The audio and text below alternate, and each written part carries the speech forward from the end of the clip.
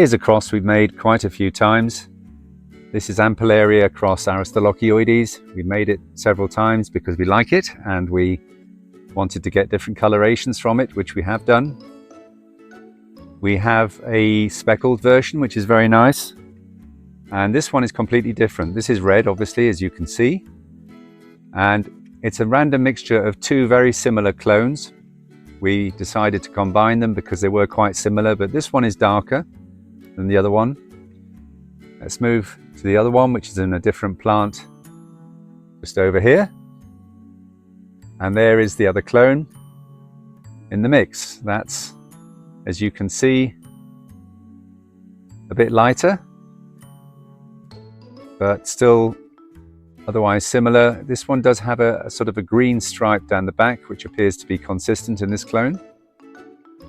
Look, there's another picture there, not quite so pronounced. Ampullaria is a very dominant parent species to use.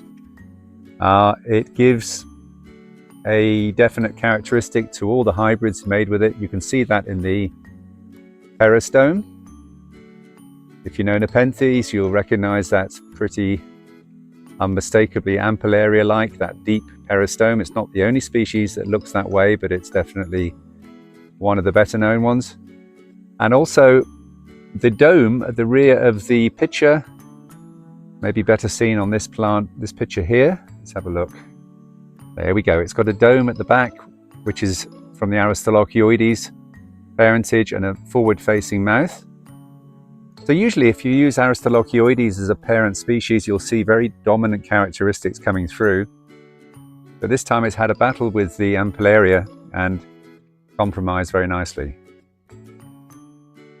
On this particular plant, before I go, let's have a look at the intermediate pictures. There's one up here.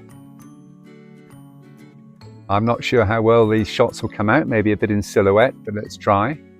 That's an intermediate picture, retaining the beautiful coloration. And very unusually, we have an upper picture. The reason why I'm saying unusual is that this is so much like ampullaria upper pictures, the funnel-shaped upper picture of Nepenthes ampullaria, which is rarely observed in the wild. I have seen it myself, but not for a long time. And this has come through in this example here. Very diminutive, very cute, funnel-like, and also very red on this particular clone.